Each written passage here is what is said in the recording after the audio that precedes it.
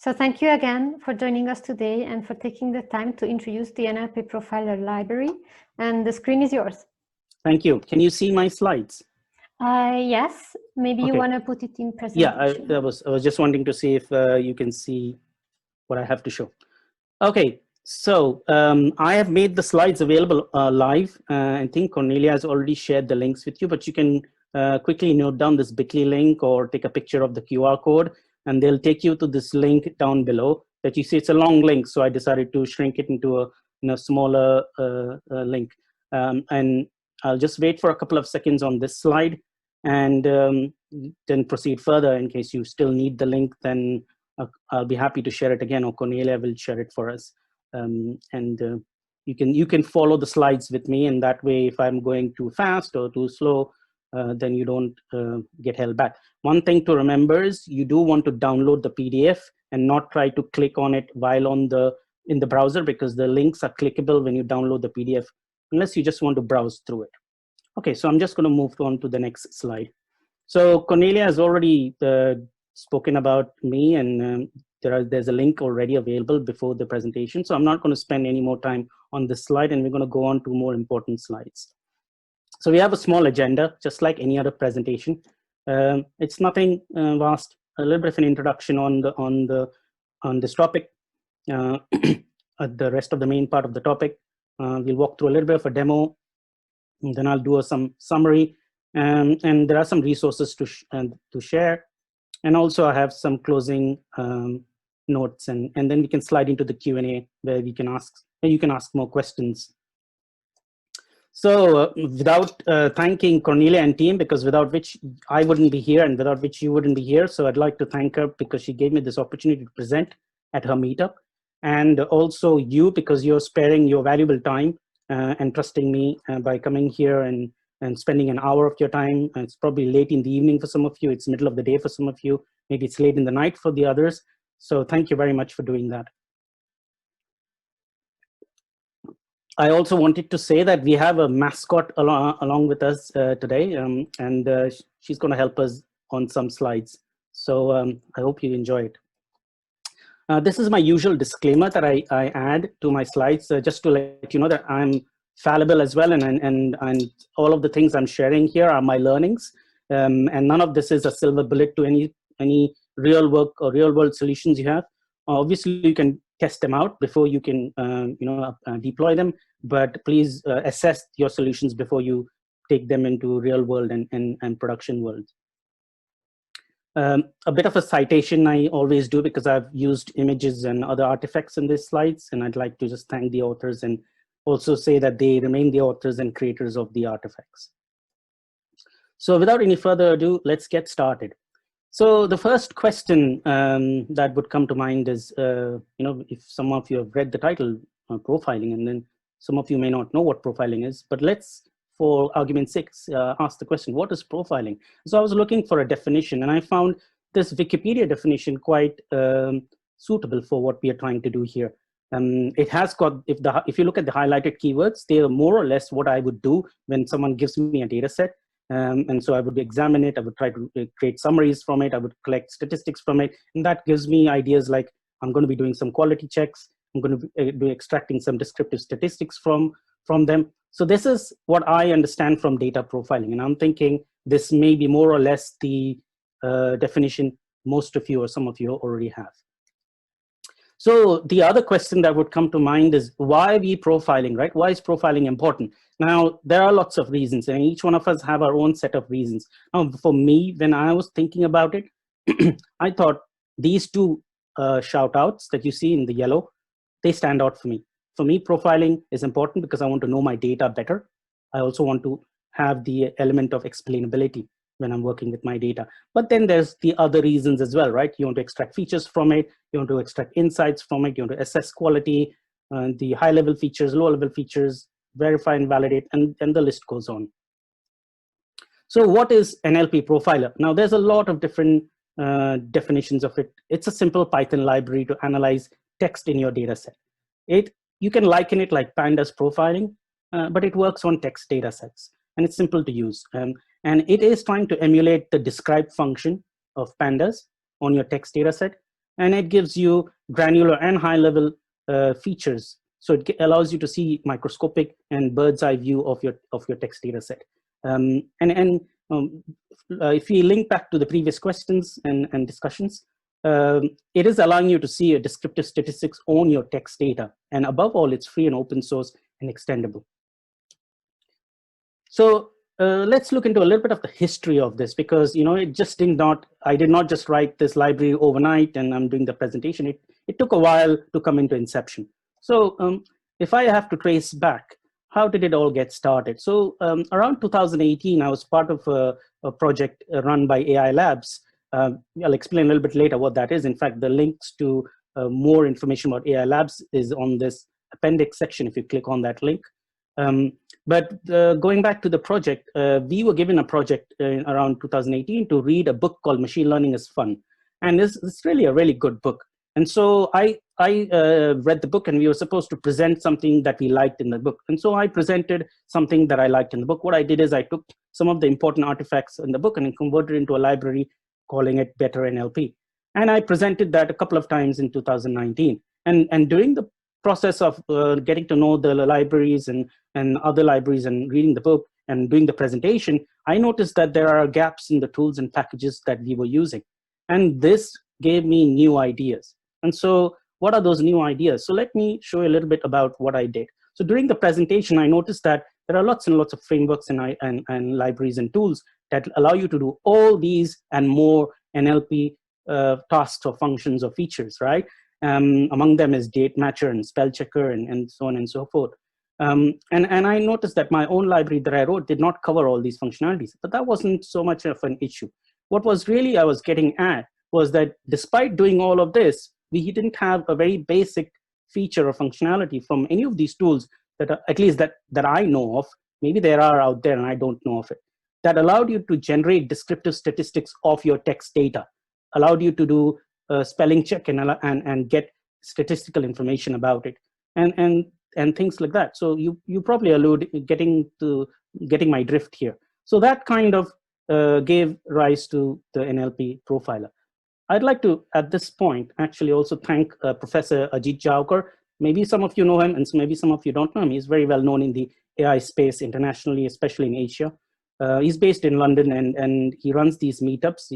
He's running this initiative called AI Labs. That's where I was participating in 2018 and 19. And he has been directly and indirectly responsible and has helped me in getting to this point with some of these libraries that I've been working on. So I'd like to thank him for that. And you can connect with him through the link I've shared in this slide. So getting back to the history. So I had these ideas. That was great. But I didn't do anything with them because I got busy. I had work to do, I had some open source projects I was busy with. There were online competitions. There were Kaggle NLP competitions. And whilst participating in one of the Kaggle NLP competition, I found this very nice NLP resource. I've linked it here, that helped me further with the original ideas that I had. And then came another opportunity. I got a chance to speak at Abhishek's YouTube channel. And he runs these Abhishek talks that where he invites different individuals from the community with the ML or data science background, and you present for an hour, and then there's a Q&A session just like this talk here. And that's when I was developing this library, and I also developed a kernel, which is like a notebook on Kaggle, and presented to the community then. They all really liked it, and I thought that this was really a good start. And this was actually now making my idea come into fruition. So you would actually then again ask, and this might be a redundant question by now because we've already said things about the NLP profiler, we already said things about profiling. So you would say, why did I create NLP profiler? So as I had mentioned earlier, the solutions that we see out in the wild, they're all fragmented. They might be custom solutions, but they might be closed source. And then there is no central tool or package where you can find all these NLP recipes that you need to do your everyday NLP tasks. And there are probably tools and packages out there for other types of data, for types of data sets, but not for text data in your data set. So, and the fragmented tools are freely available to put together to compose something. And this is what I did. I composed these tools together and some of the functions that were available together and created something that is like a text feature engineering tool that works out of the box. So you can consider it, by this point, you can consider it to be a Swiss knife of tools in your tool chest if you ever decide to use the NLP Profiler. So you'll ask me the question next is, how does the NLP Profiler work? I mean, that's very obvious question, right? Because we've answered the who, why, and what's. Let's answer the how. I think it's very obvious the way it works, but I'd like to still explain. So the NLP Profiler has got two pipelines within itself, one that generates granular features from your text data, and another one that generates high-level features from your text data. So you pass in your text data set, it'll read every bit of your text, and it'll generate a whole number of columns. At this point in time, we've got 23 plus columns or 23 plus features that get generated from text, from each piece of text data that it reads from your data set. Let's look a little bit closer to what these 23 features are, 23 plus features. So basically, internally, there's a pipeline-like architecture. That means every bit of text goes through all of these different stages in the pipeline, and then that's where, and after it goes through all the 23 plus elements or components in the pipeline, it comes out with 23 columns of the additional features that have been generated and extracted out of the data set that you created. And so because it is a pipeline architecture, it's very easy to extend both at the conceptual level and the technical level. So I did a little bit of a gap analysis, and it was very easy to do that because, you know, if you just broaden up, make a bit more space in this diagram, you can see how much unexplored space there is. I mean, the number of granular features that I've presented is just a drop in the ocean, and the same goes for the high-level features, and you'll agree with me on that. That means there's a whole world of unexplored features yet. And if granular features and high-level features are the two different layers let's say in a system of layers, and say granular feature is the lowest layer and high level features sort of the highest layer, there are so many other layers in between that are still left to be unexplored, and I call them middle level layers because they're not as high as the high level layers, but they are higher than the granular layers. So we can see how much opportunity there exists in this whole thing. So you will definitely also now ask me, how do you use the NLP Profiler? It's very easy, and pretty much a lot of people have been using it. I almost see that there are 98 downloads from the PyPy stats. It's very easy to use it. You have a one-line command to install it, and these 3 lines are the most basic pieces of code you would write to be able to start using the NLP Profiler. You import the apply text profiling function, and you use it by passing it the data set and the name of the column in the data set that you want to profile, and you get back a new data set, and we'll see in a second or two how that works.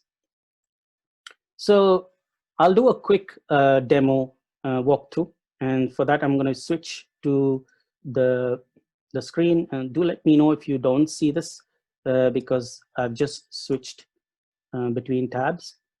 But if I don't hear anything, I'll assume that everything is going fine. So this is the kernel that I initially created, which I was talking to you about. It takes a second to load up. Apologies for that, but we'll be there in a second.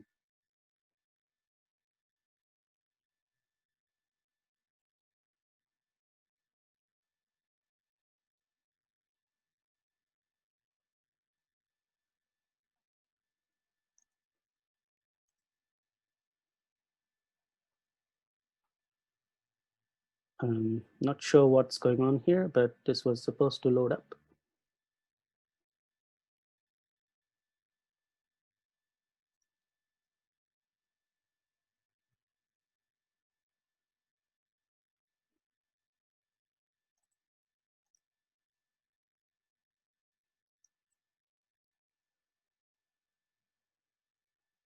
Okay, so there you go. Apologies for that. There was a short delay in the loading.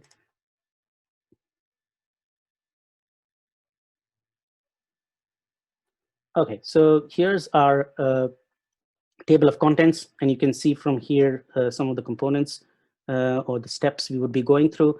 So we'll start from creating the data set because the other steps are not so important, and when you open up the kernel yourself, you can see that they will be self-explanatory. So let's see what we do with the creating of the data set and take it from there.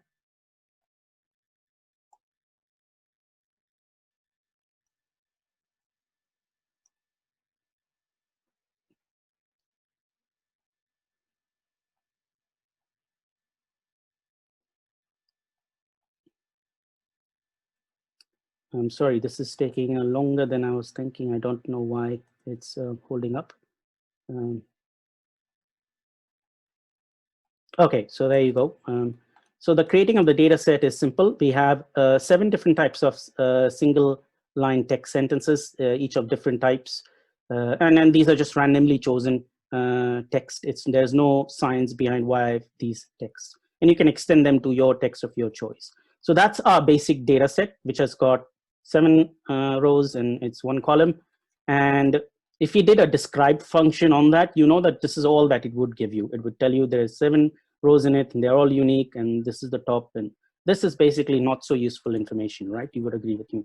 So why don't we apply the NLP profiler functionality on it? So this is the function. This is how you would apply it. You would call, as I've seen earlier, and in this case we enable the spell check and the grammar check options. And there's another option called parallelization method, which we can skip for the moment. If you don't set it by default, it just works fine on its own. And then when it runs through, and I'm not going to run it now because in the interest of time, you will see that it goes through a whole number of those features that we've seen earlier, a mix of the high level and granular features, and each of them takes a bit of time.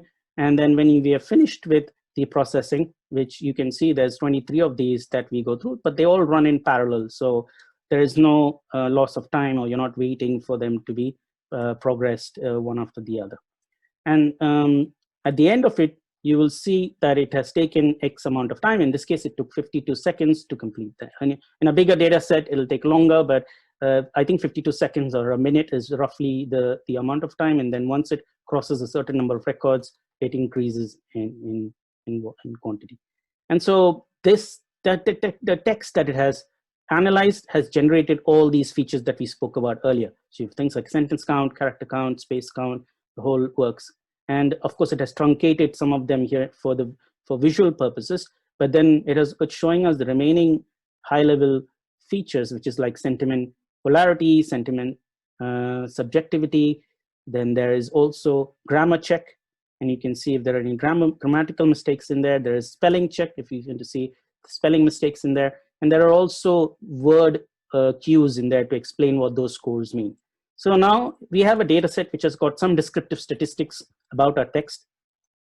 We can now graph them, right? So here you go. If you want to know what are the different trends in sentiment analysis, and you can see there are 4 sentences that are pretty positive, and there's 1 that's pretty negative, and there's 1 that's new. There are 2 that are neutral. Now the same goes for objective and subjective. Again, there's 4 of them that are objective, subjective, 1 that's pretty subjective, and 2 that are very objective. So that's giving us really useful information, and it's a small data set, so it's not a lot to talk about. But now when you look at the spelling check score, now these numbers actually don't tell us much, although they are useful. In fact, you can also see them, they're word representatives of them. So you can see there are three of them that are very good in spelling, 3 of them that are bad with spelling, and there's 1 that is pretty good. So the same goes with the grammar check. The numbers again wouldn't say much. So, but if you translated them into words, then we can see that there's more sensible information. Like you can see that there's 3 sentences that have no issues in them. There's 1 with 2 sentences with 1 issue, and then there are 2 sentences with 3 issues. And so that kind of helps us understand what the quality of our data set is.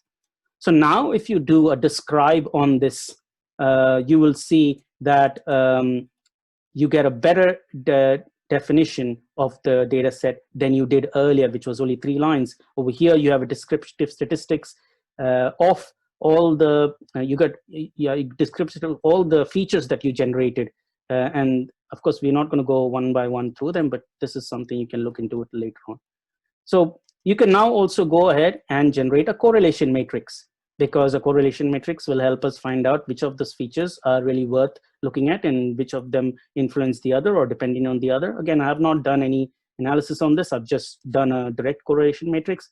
But you'll know that looking at this correlation matrix, it's not so easy to figure out which ones are better and which ones are not. So I wrote a quick function that when you pass it a correlation matrix, it'll tell you a list of pairs of features that are closely correlated, and also the ones that are very far off correlated from each other. And you can basically see all of it, and you can set a threshold. I mean, I can show you what I've just done. I just call that function and I pass it a threshold. You can set this threshold, and accordingly the list will be generated. Now we could actually also, because we have the data set, we could also now run pandas profiling on it. I think many of you might be familiar with this interesting tool. It's very useful. I'm a big fan of this tool, and that's where I started learning about profiling. And so when you run pandas profiling, now that you've got so many columns, and even if you have 7 rows, you still get to see an interesting report. So for example, this is a pandas profiling report, which gives you statistics about the data set, but also it gives you statistics about each of the variables in the data set. And for example, you have a sentence count, you got statistics on that, and so on and so forth. And then there are also tabs that will take you to other sections. Now, this is not the expanded version of the pandas profiling report, but you could generate that as well. So you can see how useful this, just the process of generating, profiling your text data set and then running other tools on it can be for your line of work. So having seen the demo, let's get back to some other things that we might want to look into and which might help us understand this tool better. So this was the link, and you all have the slides, and you have the link to the data set, to the kernel, where we were looking at how NLP Profiler is implemented. And I was just wanting to give a little bit of a close look at like what we are doing with the numbers that are generated for certain columns, like the scores especially, how we are converting those numbers into human readable language. And so we are doing some sort of a fuzzy matching with those values with the words that you see on the right hand side. And basically, just those numbers are not good enough, right? So there's a concept called words of estimated probability, which I found out while I was working on this project. And that kind of gives you an idea of, if you had probabilistic scores between 0 and 1, then how do you express them in words? And there's somebody who's done some research and give some reasoning on how to go about doing that. And I went and looked into it, and I codified all of our scores into those words. Now, there's more information about that. I'm not going to expound on it in this presentation, but I have expounded on the details of it in this. There's an appendix section again. When you click on it in the slides, it'll take you there. But for the interest of time, we will not go into it in this presentation. But I'm happy to answer questions on it, depending on how much I know about it.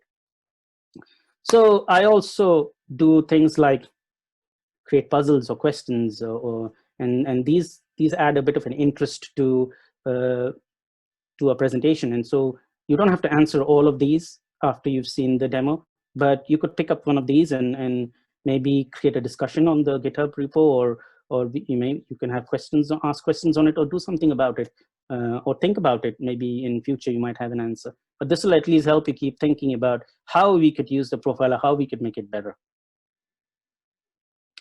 So between the time I incepted the library and now, I have been busy with this project. So a number of users reported that they couldn't really get a good performance out of the library. As you can see from the left-hand side statistics, if you can see it closely, like something like 21,000 records would take 4 to 6 hours to profile. So I worked on it and tried to improve the performance. I got some feedback from other members of the community as well, and they kind of helped me giving some cues.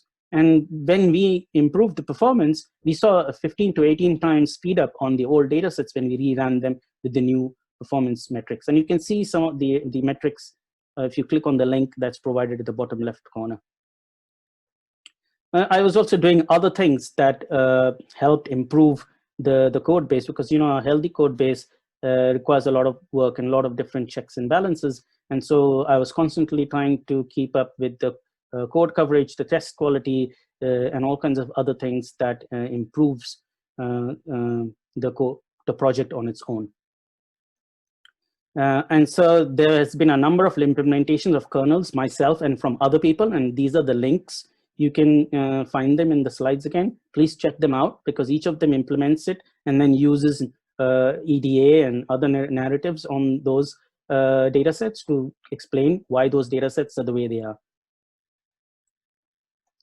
Like every other project, there are future plans, and these are some of the things that I have in mind. And obviously, some of these might be your own requests as well. So currently, we don't support anything other than an English language model or an English language data set. But in future, hopefully, this will change. There is a gentleman working on the R language version of this library. And eventually, they will be probably made open source. And I intend to also expand the number of examples and add additional custom features and allow you to add custom features of your own while you're doing your profiling. So there's a lot of things in the planning, and together we can create this, make these plans happen. Here's a little bit of a snapshot of what everybody else is saying about this library. Now, this is all that I found, but I also have a credits and supporters page you want to have a look at to see what others have been doing and saying about the library. And there's the link provided here if you want to have a quick look.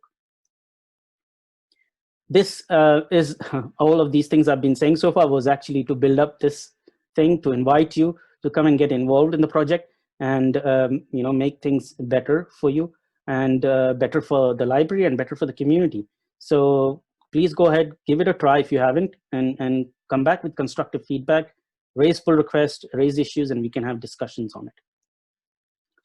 So we've been busy chatting for 30 odd minutes now, and I'd like to summarize the different things that I've said. And it's no different from all the things I've said already, but let's have a look at all the things we have before us.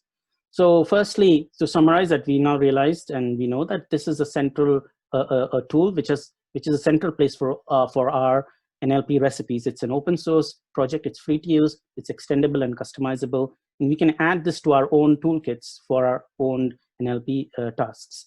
There's a growing community and usage, and lots of resources and help is available. And we can say again that it is a Swiss knife tool among other NLP tools that we have in our tool chest. So putting these library together and this presentation together resulted in a collection of a whole lot of resources that I want to share with you. And I've created a couple of slides for that. If you see the general section of the slide, the general section, you'll see some of the general links. These are mostly NLP Zurich links, but there's some links from myself as well. And then in the NLP specific section, you've got a lot of NLP related links. And again, these I've shared earlier as well, but just in case you've missed it, they're all in one place. In case I have some new ones, I'll add them and I'll update the slides. So with that, let's do a closing and slide into the Q&A. So my mascots want to thank Cornelia and her team. Of course, I want to thank as well, because it is through their efficient organization, they've been able to have these meetups and have myself in here and do this presentation. So thank you very much. It's been a pleasure. I also want to thank the contributors and supporters who all along in the last so many weeks since I've launched the library have been constantly giving feedback, using the library, and also pushing it forward so that others recognize it, and it's kind of a motivation and encouragement for me as well. If you'd like to keep in touch, then these are some of the links which you already have maybe beforehand, but I'd like to share again. It's in the slides. You can grab them at any moment. And with that, I think it would be quite right to do some Q&A in case a lot of questions are popping up in your head, because I've shown you a lot of things. And it also is about time, I think. We are almost 30 odd minutes into the presentation.